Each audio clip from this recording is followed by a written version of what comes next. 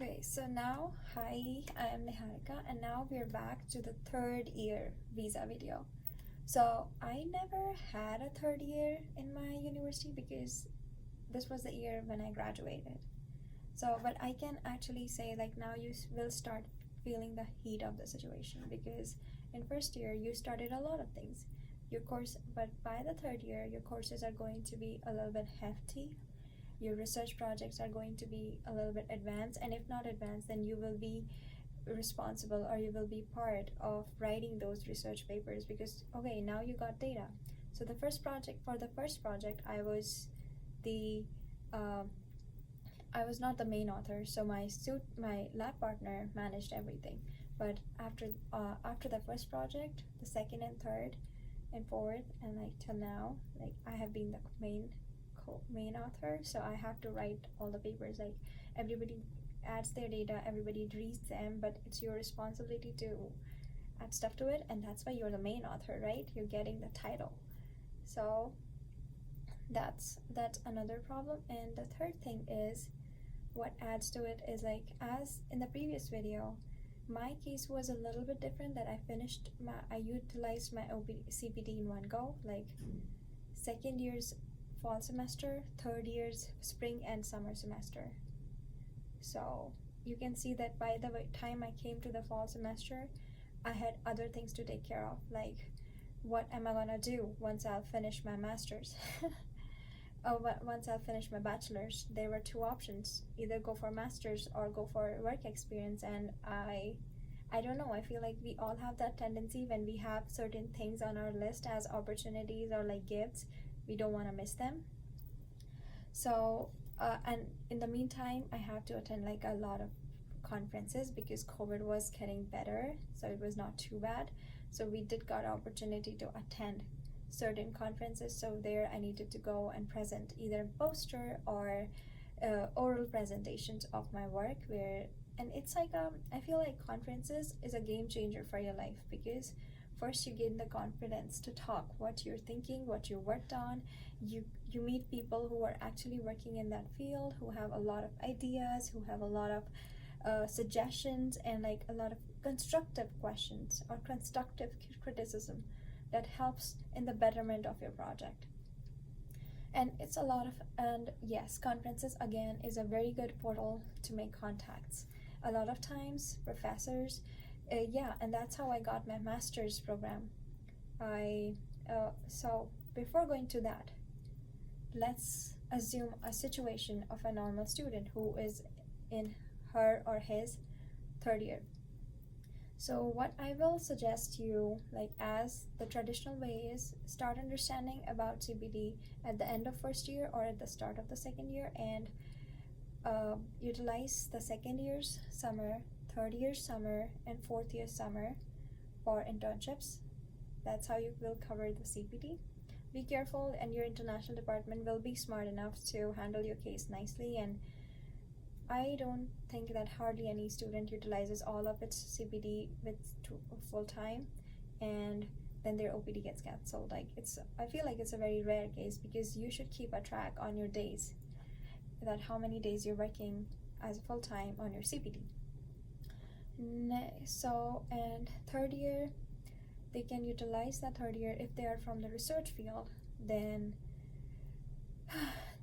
they are going to write those papers. But on the other hand, if they are not the research student, then first thing is going to be they're going to do on-campus jobs. It's like I'm talking about a typical student who wants to finish the bachelor's with the least money they can spend. They have scholarships, but those scholarships have a GPA maintenance value, so you have to take care of it. There are certain scholarships that won't work from you, like either you have to judge certain science fairs or you have to work on certain projects, so it takes your time too. And the other thing is like CPDs, like even during summer you will not get rest, like you're working full time, like 40 hours, and a lot of time people think about doing school hand in hand. So you can kind of compare your situation from first year to third year, like how much heavy it is now. So the one thing I will suggest you is to be kind on yourself and be compassionate on yourself. I do not understand like how people get so harsh on themselves, and they are like, in first year I used to nail all my tests, I used to do so well, but now I'm not that good enough because the level has been enhanced. It is the difficulty level is increased, and now you have tons of things in your table. It's very easy to start a club, like to be a part of a club, but by the third year, you are going to be at some responsible positions in those clubs. Maybe you're just inviting new members or you're training new members. So everything by third year, things will not be that naive, they will be more advanced. So be ready for it and be humble on yourself. Be compassionate to yourself. Like if you're tired, you need a break, so take your break. It's like, I understand it's like a lot of students have this pressure of tuition and everything, but it's like you cannot gain money with sacrificing your health, so never do that.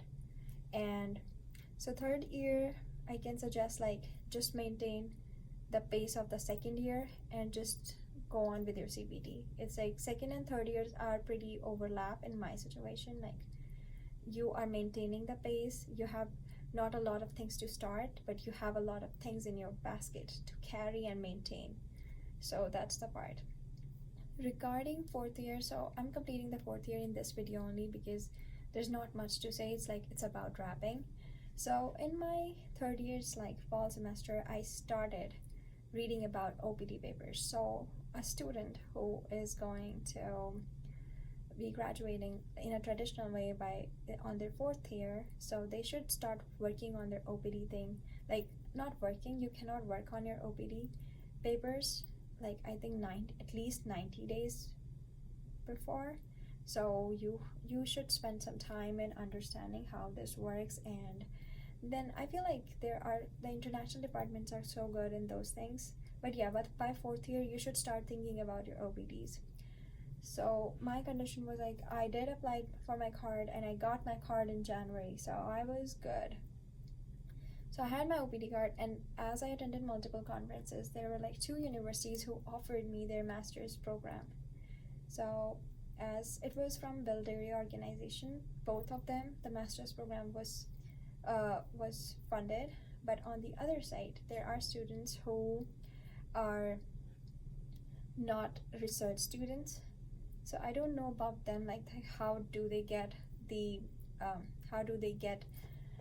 fundings, but I think most of them do work as a teacher assistant, and you need to do good in their courses. And again, so that's how. So what I did in the end in my fourth semester was, once I was done with my degree, was I did, and I was so burnt out that I didn't felt like I want to start school again, and I don't wanted to waste my OPT card. So what I did was January, February, March, April, May, June, July, August. I took 8 months of break from school, and in the meantime, I tutored undergraduate students of Utah State University and worked as a research assistant, where I used to conduct experiment and trials and write papers for industries, and they fund us.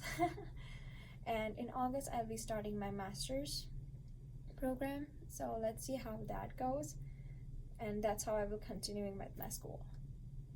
So that's how I feel like you should have an idea. Like first year is all exploration. What do you want with your course, and initiate. First year, I think, is the stage of initiation. You are starting a lot of things. Second and third are like maintenance, and I feel like, and I'm telling you, you will never regret it, because if you will be a part of clubs or like organizations or research projects, there is plenty of things to learn, and they're going to help you throughout your life. Second and third year, I was more about like focusing on your CPT grades. Grades is like a default. You need to take care of your grades in first, second, third, and fourth year, because grades are like it's like a pass. If you will get bad grades, then your scholarship might get affected, or your on-campus jobs might get affected. A lot of things can happen. And second or third year is like maintenance, and fourth year is more about OPT, and if you want to do online, if you want to gain work experience, or if you want to do masters. So in my field, which is more like research based, so I didn't found it a good idea to go straight in the industries to work on, because I still was like just had a bachelor's degree, which was not very specified, although it was emphasized in microbiotechnology, but still it was not so good. So there were certain skills that I needed, and that's why I've opted for master's. But again, it depends on your degree. For example, if you are a game designer or if you're in robotics, then industries have so much to share to you. Like my brother is in game designing and he's not planning to go for master's, he's going straight to work once he will be done with his bachelor's. So that's how this all operates. And do let me know if you have any questions. If there's anything that caused you confusion, you can just let me know in the comment section. If you have anything to share, if you have any of your experiences, then do let me know. Thank you. Bye bye.